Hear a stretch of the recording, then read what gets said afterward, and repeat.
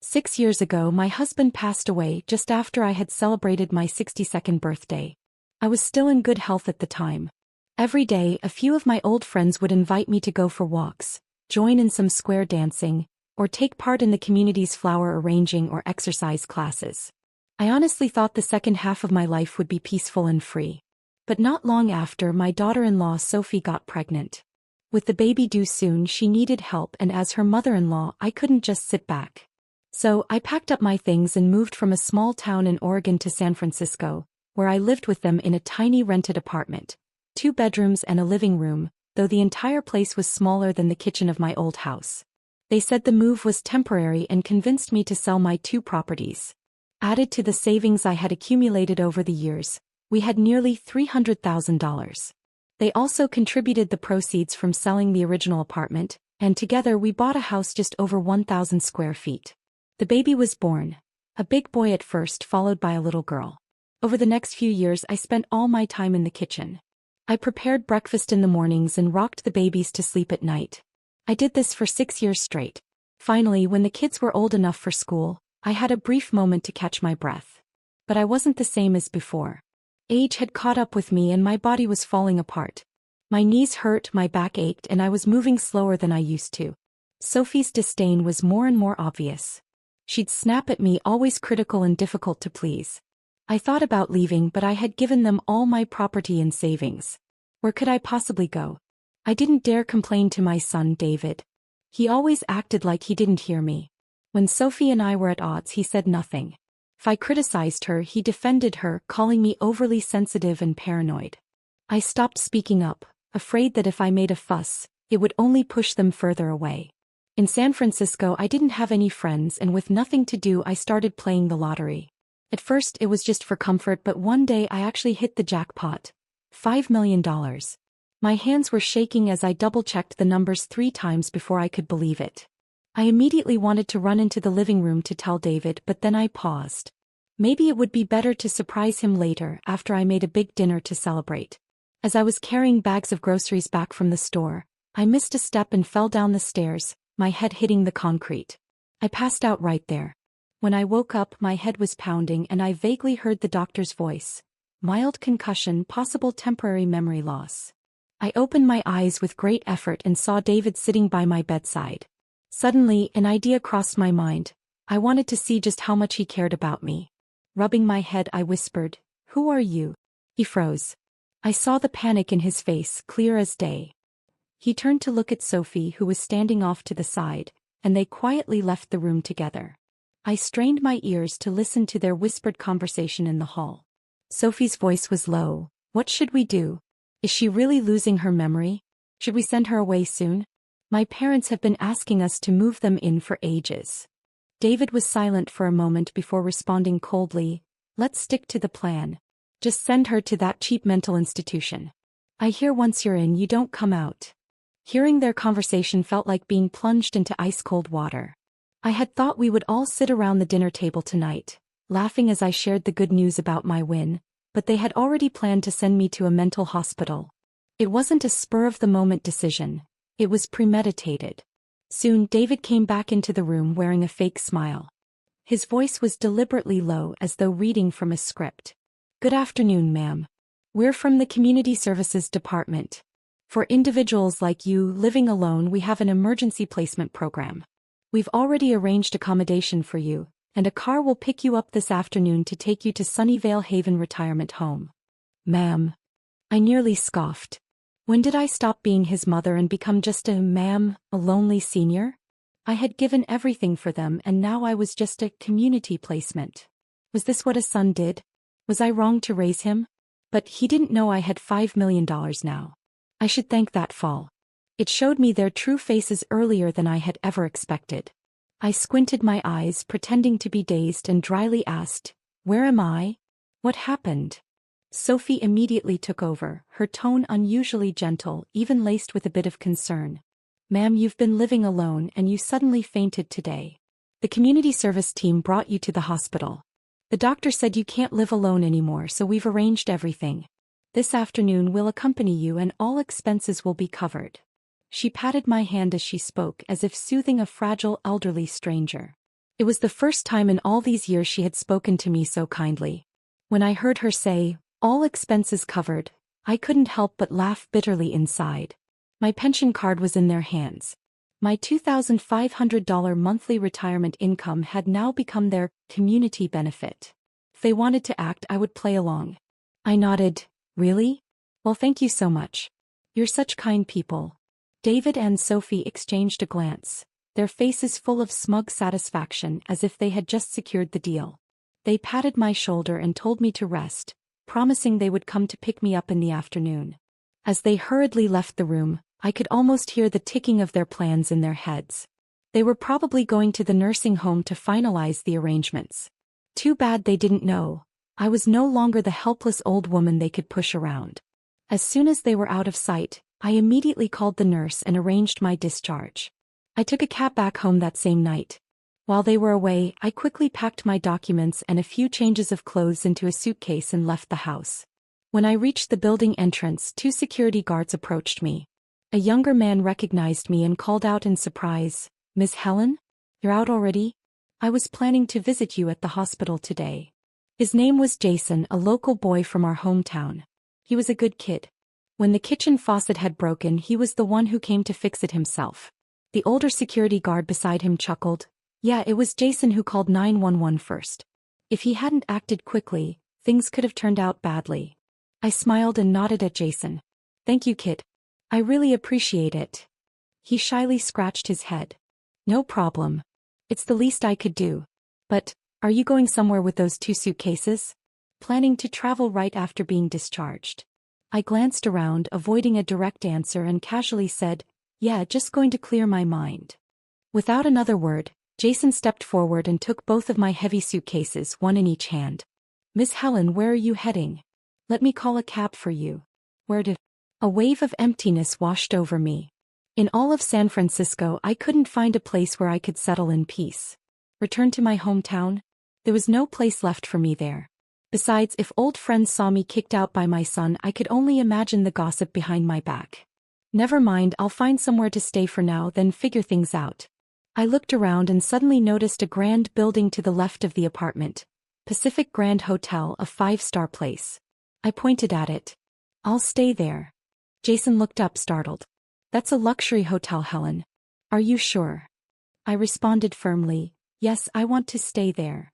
Jason hesitated for a moment but didn't ask further. He dragged my suitcases to the hotel and stayed with me to check in, staying with me until we reached the elevator before finally breathing a sigh of relief. All the way, Jason kept murmuring, "Helen, did you have a fight with your son? You should talk it through, he's your son. He must be worried about you. You leaving like this, your family will be so concerned." I didn't respond, keeping my head down. When he said worried, all I could picture was David outside the hospital saying, "Send her to the asylum." He couldn't wait for me to disappear as quickly as possible. My eyes welled up. The son I had raised with all my strength. He was less concerned about me than a young security guard's few words of care. After Jason helped me settle in the room and was about to leave, my tears wouldn't stop. "Jason, thank you," I choked out. "If only I had a son like you, how lucky my life would have been." He flustered, "Please don't say that. I believe David will come looking for you." I shook my head, then suddenly remembered something important. "Jason, don't tell them I'm here. Let them think I'm still in the hospital. Or better yet, let them keep thinking I've lost my memory. Honestly, I wish I could forget them completely."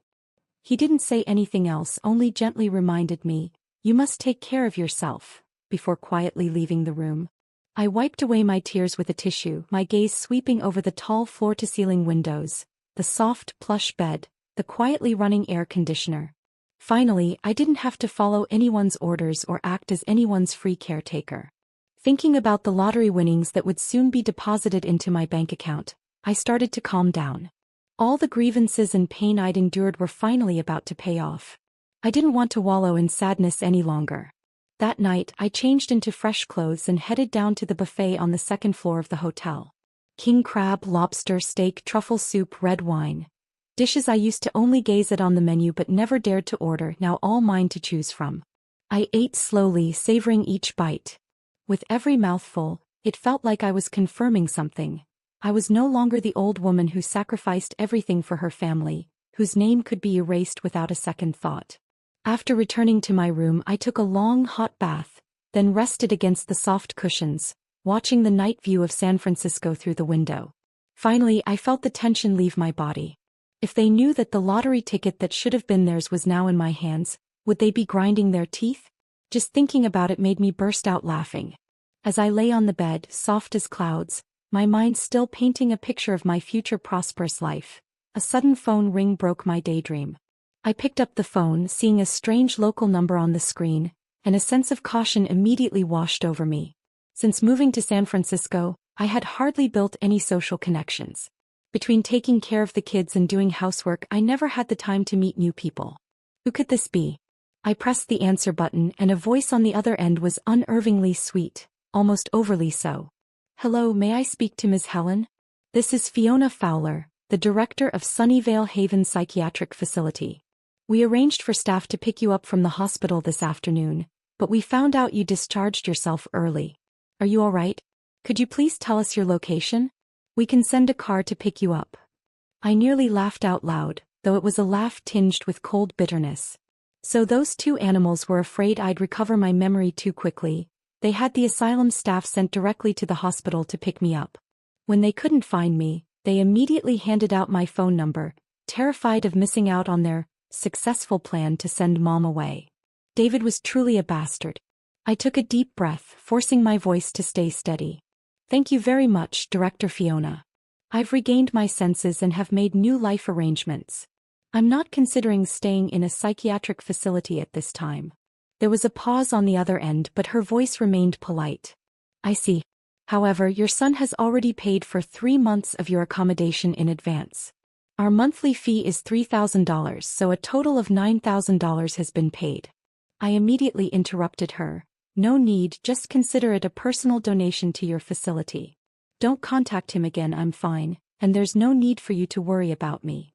There was a brief silence on the other end, then she responded in a tone of surprise. "Thank you so much, Ms. Helen. We truly appreciate your support for the psychiatric facility, and you're always welcome to visit us here." After hanging up, I stared at the screen, still holding the phone, but my emotions were all over the place. My son, truly cornered, didn't even care to ask where I was. He handed over my contact information to someone else, as if dealing with a parcel or an unwanted piece of furniture. And now, I had become the generous donor, in the gentle director's words. Is it ironic? Very much so. I sighed, but there was no time to dwell on it. The next morning, I went to the state lottery center as planned. When the winnings hit my account, the numbers on my bank statement glowed like a beacon, lighting up the years of frustration that had weighed me down. After taxes for $1 million, legitimately mine. I checked it 3 times and even pinched myself secretly. This wasn't a dream, this wasn't an illusion. I, Helen, had for the first time in my life truly gained control over my own fate. The first thing I did when I got back to the hotel was report my pension card as lost. The $2,500 monthly retirement check had been tightly controlled by them for years. But now it was over. From now on, they wouldn't be able to pull a single penny from my pockets. With the card lost, I felt a huge weight lift off me. It was like finally severing the chain that had been choking me for years. I decided to go back to the hotel and get some rest. As I walked by the old apartment building, I suddenly thought of Jason, the young security guard who helped me call 911 when I fell and carried my luggage. He had been so busy running around, I hadn't even had a chance to thank him properly. I turned and went to a nearby grocery store, bought a big bag of fruit and 2 bouquets of flowers, and made my way straight to the security office. Jason greeted me warmly, inquiring about my health, but then noticed the things I was carrying. "Helen, what's all this for?" I smiled and pushed the fruit and flowers toward him. "These are for you as a thank you from me." He quickly waved his hands. "No need, I just did what I should have, really. No need to worry about it." I pulled a thick envelope from my bag containing $2,000. "And it's just a little token of my appreciation. You really helped me out that day." Jason jumped back in surprise, shaking his head. No, I really can't accept this. I just did what I had to do." I forced the envelope into his hands and he tried to push it back as if we were playing tug-of-war over a hot potato. At that moment, the older security guard Mike chimed in with a smile. "Jason, just take it. Doesn't your wife just move here to San Francisco? She hasn't found a job yet, right? You could arrange a place for her to stay. Don't keep squeezing into this little office. I froze and turned to look at Jason. Your wife is here. He awkwardly nodded. Yeah, she's still looking for a job, so she's been staying in the security office for now. I slapped my thigh. What is this? Jason, have your wife come stay with me at the hotel tonight.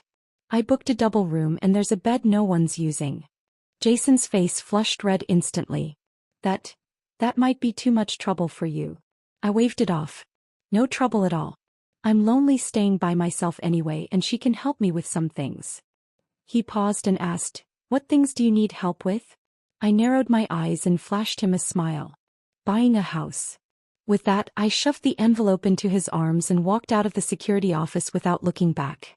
That evening, Jason indeed brought his wife Anna to my hotel room. She was a gentle and grounded young woman with a round face, a full figure, and eyes that held a calming serenity. We were both from small-town backgrounds, so our conversation felt familiar and comfortable. Anna shared her story with me. Her family had opposed her marrying Jason from the start, simply because he was a security guard with an unstable income and no background. They even pressured her to marry a man in his 50s, a second-time groom with a limp. Anna refused to accept her fate. She and Jason secretly registered their marriage, then quietly left their hometown. She had originally found a temporary caregiving job in another city in California, but missed Jason so much that she eventually quit and followed him to San Francisco. But reality was harsh. She had been job hunting for 3 days, going to interviews every day, but the companies either had long unpaid trial periods or didn't offer any health benefits. They didn't even have a stable place to stay, and were sleeping on the floor of the security office. As she spoke, her voice trailed off and she looked up at me shyly. Helen, we're rushing to find a place. Once we find something suitable, I'll move out so I don't trouble you. I smiled, patting her hand. Don't worry. Actually, I've been looking at some places. Why don't you come with me? It'll be nice to have someone to chat with. Her eyes brightened and she smiled brightly. Of course, I'd love to come with you. Jason also chimed in. Yeah, it feels safer looking at places with someone else. But if David finds out, do you think he'll? Before he could finish, I cut him off sharply. Don't ever mention that person to me again. From today on, I no longer recognize him as my son. And you don't need to tell him anything about me. Jason paused, a bit confused but nodded nonetheless. The next morning, I set out with Anna to visit real estate agents and property projects. We spent the next 2 days touring properties, and on the third day at a high-rise development in downtown called Harbor Place, I immediately fell for one of the fully furnished apartments. At 1,300 square feet, it had an open layout, floor-to-ceiling windows overlooking the Golden Gate Bay, and a kitchen equipped with high-end German appliances I had only seen in magazines. The total price was just under $1.3 million, move-in ready. Without hesitation, I paid the full price with my card. The real estate agent was left speechless. Once the paperwork was done, I took Anna into our new home. She carefully took off her shoes at the entrance, looking quite cautious. I gave her a quick tour of the apartment and then pointed to the second bedroom with a balcony. This one's for you and Jason. The sunlight here is perfect. She froze, her eyes wide. What? We're staying here? This is too much. Jason immediately shook his head. No, Helen, this isn't acceptable. It's too much of a burden on you. I sighed. Don't say that. I'd actually be happy if you stayed. Feels so empty living alone in such a big place. If you feel uncomfortable, just help out with the chores. It'll make everything easier for all of us. The young couple exchanged a glance and finally, Anna blushed and nodded. Okay, I'll take care of all the housework here from now on. I chuckled. Now that's more like it. I've worked hard my whole life and now I finally get to enjoy the good life. We all laughed and suddenly the room felt alive with warmth. Anna is really hardworking. In the first few days after we moved into our new home, she buzzed around like a whirlwind, kitchen, bathroom, floors, windowsills. She even scrubbed the balcony until it was spotless and placed a few small plants in the sunniest corner. The house immediately came alive with a new energy. She's also an excellent cook. The flavors of her dishes instantly reminded me of my childhood home. She and I were both from that forgotten little town in the Midwest. The cornbread she made, the chicken soup, she added the spices just right, cooked to perfection just like my mom had taught me by the stove all those years ago. At night, I often saw her and Jason busy in the kitchen, bickering back and forth, and when the food was finally on the table, they'd both fight to serve me. In that moment I really felt like home was back. It was that feeling of being cared for, of having people gather around the table. Not being a maid, not being the old lady who's constantly criticized, but simply being Helen, someone who mattered. Sometimes I'd ask them, "What are your plans for the future?" Jason said he was an orphan and there was no one waiting for him back in his hometown. He and Anna just wanted to settle down in San Francisco. Even if life was tough, they wanted to carve out their own future. Anna nodded, adding that she was an abandoned child, never wanting to return to that place again. She just wanted to live with Jason, to stand on their own 2 feet without owing anyone anything. Except. Jason sighed softly. "Right now my job isn't enough to keep us steady in this city. When will we finally be able to live the life we want?" Anna looked at him with a particularly determined expression. "Jason, as long as we stick together, I believe we'll make it through." She paused for a moment, then suddenly broke into a smile. "By the way, I have some good news." Both Jason and I looked up at her. "I got a job," she said, adding a piece of roasted chicken to my plate. "Really?" I asked, delighted. "Yes, I've been hired by a hospital called Sunnyvale Haven. My hours are 9 a.m. to 5 p.m. 5 days a week, and the salary is $3,000 a month." She hesitated, looking a bit embarrassed. "Helen, I might not be able to make you breakfast every day anymore. But I'll still be home in time to cook dinner." I laughed out loud. "Silly girl, I'm not at the stage where I need someone to take care of me. Go ahead and work, don't worry about me, I can handle myself." She sighed in relief, her smile returning. "This is just the beginning. But I'm sure things will keep getting better for us, right, Jason?" "Of course." We both said in unison. She suddenly remembered something, her eyes lighting up. "And our director, Fiona Fowler, she's really kind, speaks gently and with tact. She really seems trustworthy." I smiled and nodded, though I didn't speak. Fiona Fowler and I had already spoken on the phone long ago. Time passed quickly. A week went by, and my greedy son finally realized something was wrong because I had started taking action. When David and Sophie returned to the apartment from the hospital, I could imagine how light and happy they must have felt. They probably thought I, the old woman, had been successfully sent to the psychiatric hospital, and that the massive lottery winnings were ripe for the picking, just waiting for them to claim. They'd probably already started dreaming of their future lavish life, buying a luxury car, traveling the world, and showing up all the people who had once looked down on them. However, their smug satisfaction didn't last long. On the 3rd day, when David received the call from the psychiatric hospital, his smile must have instantly frozen. On the other end, Fiona Fowler's voice was polite but tinged with confusion. "Hello, is this Mr. David? This is Fiona Fowler from Sunnyvale Haven. Yesterday, as agreed, we sent a car to the hospital to pick up your mother. But the hospital informed us that she had already discharged herself early. Do you know where she is now? We've received your prepayment, but we haven't seen Miss Helen check in yet." David's mind went completely blank. He stiffly placed the phone down, looking at Sophie, who was eagerly flipping through a travel brochure on the sofa, her face full of hopeful anticipation, completely oblivious to the rising tension in the air. She's not in the psychiatric hospital." David's voice must have quivered slightly. Sophie looked up in confusion. "Helen? How could that be? Didn't they go to pick her up? The director said she discharged herself early." David suddenly jumped to his feet, his tone filled with disbelief and panic. "She didn't go there." I can imagine them exchanging bewildered glances, their faces showing growing suspicion. "I discharged myself early? What did that mean?" "They must have tried calling my phone, only to get a disconnected message. David probably pulled out my pension card, trying to check the balance at an ATM, only to find that the card had been reported as lost." One abnormality after another cast a heavy shadow over their hearts. Could it be? Could she have regained her memory? Sophie's voice must have turned sharp, laced with fear. Has she remembered everything? David's face must have gone pale as he recalled my words in the hospital. "Who are you?" At the time he had thought it was a symptom of memory loss, but now it seemed more like I had been testing them. The more he thought about it, the more anxious he became.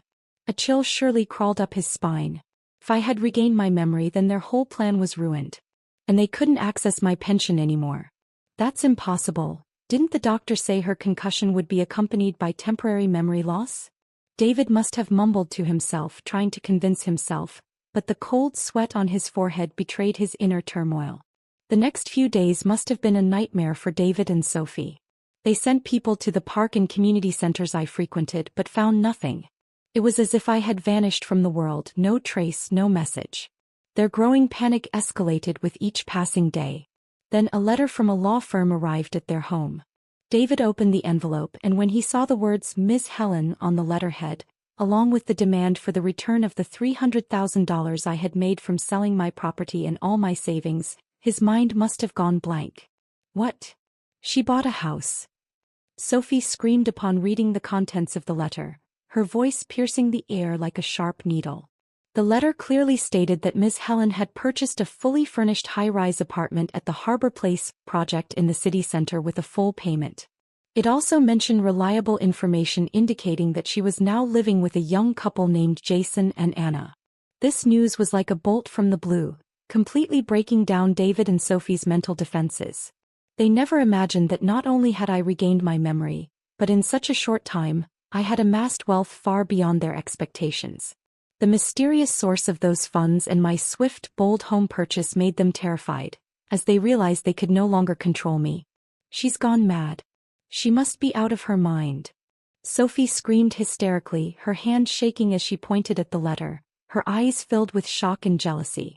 She couldn't accept that an old woman whom they had treated like a doormat had flipped the tables overnight, possessing wealth and status far beyond their wildest imaginations. David's face turned ashen, the lawyer's letter slipping from his hands to the floor. He felt as though his entire body had turned cold, as if he had fallen into an endless abyss. He had once thought he controlled his mother's wealth, paving the way for his future life, only to realize that everything had turned to dust. My sudden retaliation had shattered all of their plans. Meanwhile, I sat in the living room of my newly purchased apartment, sunlight streaming through the large floor-to-ceiling windows, warming me as I held a cup of tea that Anna had made. I looked at the copy of the lawyer's letter in my hands, a cold smile tugging at the corner of my lips. I knew that letter had already reached David and Sophie's hands.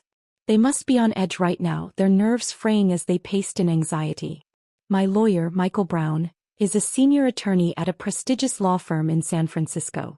He is a highly experienced professional with a meticulous approach. When we first met after hearing my story, he showed great sympathy and professionalism. Ms. Helen, your situation is indeed heartbreaking. But from a legal standpoint, you are fully entitled to reclaim the property that belongs to you, Michael said with a firm tone. The $300,000 from the sale of your property as well as your personal savings, if transferred to them while you were either mentally incapacitated or under duress, provide us with enough grounds to file a lawsuit. The key here is gathering more evidence to prove that David and Sophie's actions were malicious appropriation. I detailed my 6 years of living with David and Sophie, explaining how they gradually took control of my finances, and how they had even planned to send me to a psychiatric facility while I was in the hospital. Michael listened attentively, taking notes as I spoke. We'll need your bank statements to prove the transfer of funds and to show that you were the one who funded the property purchase. More importantly, we need evidence of David and Sophie's malicious actions, Michael continued. You mentioned that they secretly discussed sending you to the psychiatric hospital. These are crucial leads. If we can find the medical staff who were present at the time or locate any written records, it would significantly strengthen our case. I nodded, already formulating a preliminary plan in my mind. I knew Anna's involvement might become my strongest piece of evidence. Over the next few days, David and Sophie's calls came relentlessly, like the tolling of a death knell. Initially, they tested the waters with feigned concern, but it soon escalated to anger and threats. They took turns trying to manipulate me with guilt, emotional blackmail, and moral condemnation. Mom, how could you do this? I'm your son. David roared into the phone, attempting to guilt-trip me. Helen, think about it, you're getting older. All this fighting can't be good for your health. Sophie's voice sounded so pitiful, as if she were genuinely concerned for me. But I was no longer that helpless old woman they could control. I picked up my phone and added all of David and Sophie's new numbers to my block list. Whenever they called from an unknown number, I would answer coldly, responding in a tone as indifferent as the wind blowing through fallen leaves. "You're my son? Didn't you call me a community placement? Didn't you plan to send me to the asylum?" My voice was calm and unshaken with an air of undeniable coolness. "Now I'm just living according to your plans. You once treated me like unnecessary furniture, so now I no longer need you." Without hesitation I hung up the phone. I wanted them to truly feel that I had completely broken free from their control. This cold indifference would hurt them far more than any harsh words. Meanwhile, Anna was progressing exceptionally well at the hospital. She was hardworking, patient, and thorough with the patients, quickly earning the respect of Director Fiona and her colleagues. She worked from 9 a.m. to 5 p.m., 5 days a week, earning $3,000 a month. Although this was a new field for her, Anna adapted quickly and began to find both joy and a sense of accomplishment in her work. Every evening when she came home, Anna would share stories from her day, often complaining about some of the challenges she faced. I would listen attentively, occasionally offering some advice. Her encouragement and support gave me a sense of warmth and belonging I had never felt before. Jason continued working hard, not only as a security guard downstairs in our apartment building but also delivering takeout after his shifts, trying to create a better life for our little family. He was no longer as lost as he had been before. With my support and Anna's company, he was filled with hope for the future. Life in the new apartment gave me the warmth of a real family that I hadn't felt in years. Every morning I woke up to the smell of food wafting from the kitchen. Although Anna worked, whenever she was home she always made sure to prepare breakfast for me. At night we would sit around the table together, eating the home-cooked meals Anna made, talking about the events of the day. The warmth and comfort in our home was something I had never experienced during the 6 years I had spent with David and Sophie. I was no longer the free caretaker always revolving around the kitchen. I was truly Helen, someone who was cared for and loved. Jason and Anna's care for me was genuine. They would check on my health, remind me to take my medicine, walk with me, watch TV together, and even help with the household chores as if they were my own children. Watching these kind-hearted young people, my heart swelled with gratitude. I knew I had made the right decision bringing them into my life. "Helen, you look so much better these days," Anna said one evening as she massaged my shoulders. I smiled and nodded. "Yes, ever since moving in with you two I've been feeling much better. With you here this place really feels like home." Jason chimed in from the side. "Helen, consider this your home. Think of us as your children.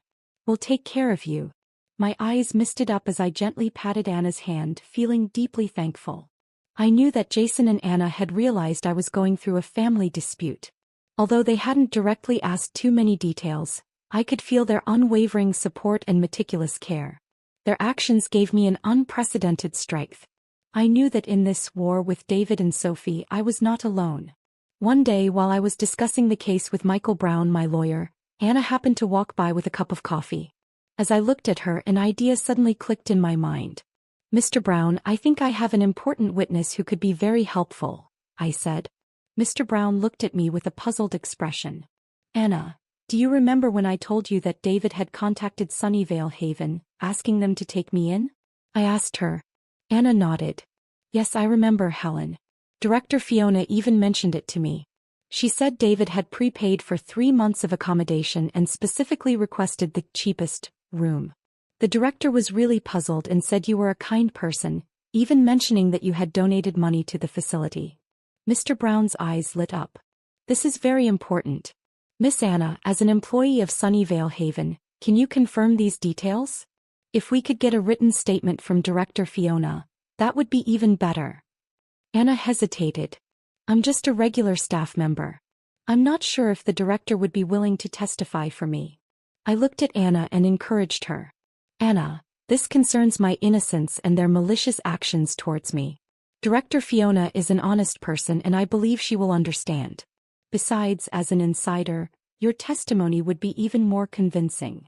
Anna was eventually persuaded. She agreed to speak privately with Director Fiona to see if she could obtain a written statement or ask the director to testify on my behalf. Anna had worked closely with Fiona, who had been very satisfied with her performance at the hospital. Anna knew Fiona was a trustworthy and kind person, so she felt confident that Fiona would be willing to help. During her lunch break, Anna went to find Director Fiona, carefully explaining my situation and my request for a written statement regarding David's prepayment and his insistence on arranging the cheapest room.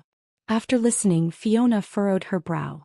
"Mr. David did make that call and paid for 3 months in advance," Fiona said after a brief pause. She looked at Anna with a serious expression. His tone was indeed strange, repeatedly stressing the need for the cheapest.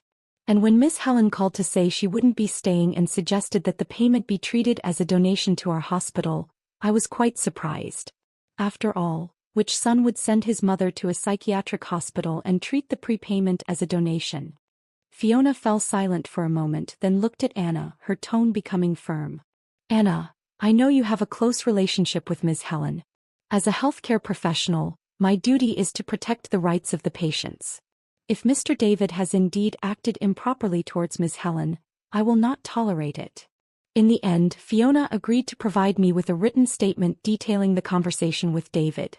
She also expressed that, if necessary, she would be willing to testify in court. Once I had Fiona's written statement in hand, a heavy weight lifted off my chest.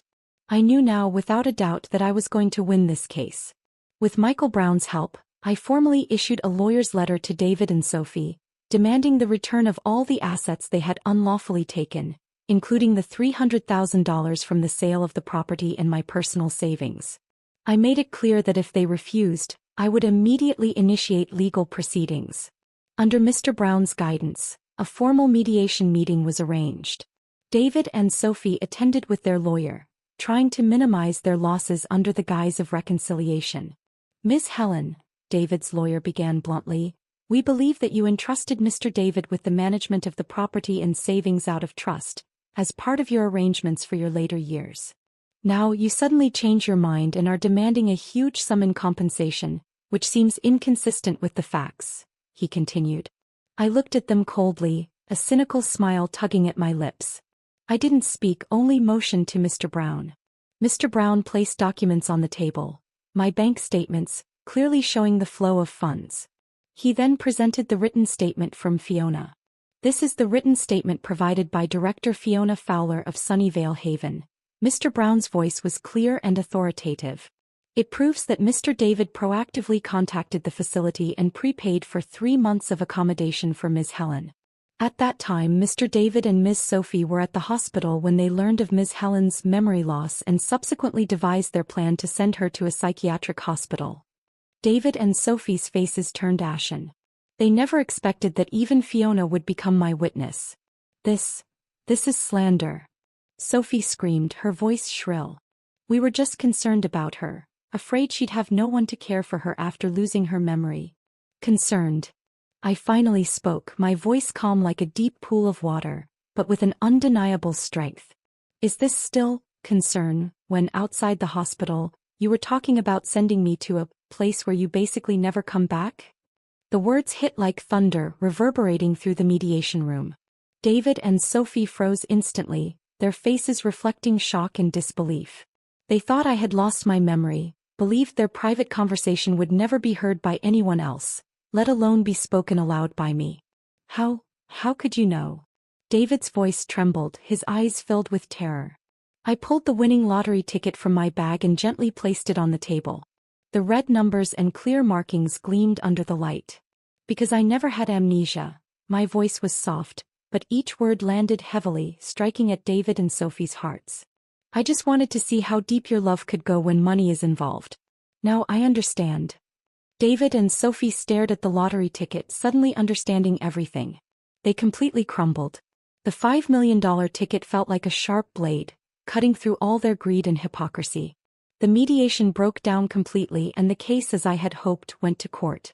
In court, I stood as the plaintiff and my lawyer, Mr. Brown, methodically presented the evidence.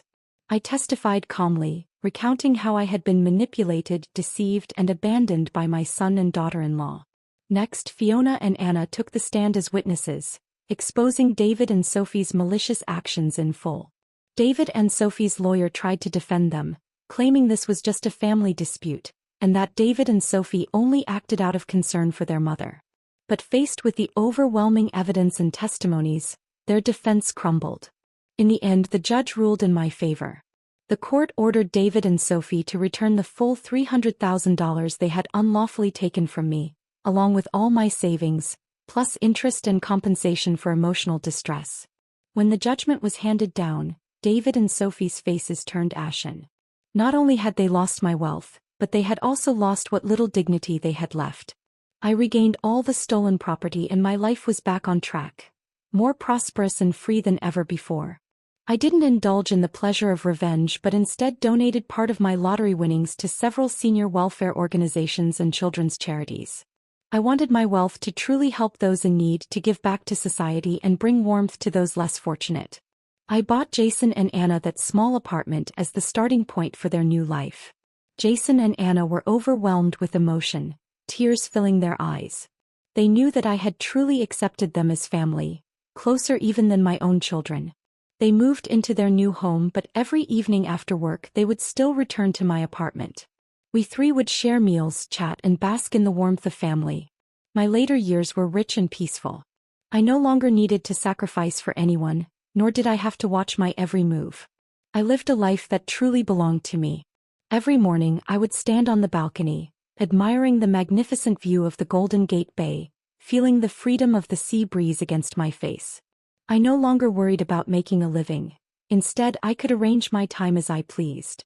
I would take walks in the park, attend community flower arranging classes, and even signed up for a painting course at the senior university. I reconnected with my old friends from Oregon and often invited them to visit San Francisco. They were amazed at how vibrant and youthful I looked and often asked how I stayed so energetic. I would laugh and share my story, but I would downplay the lottery part, focusing instead on how I had finally broken free and was living a life of freedom.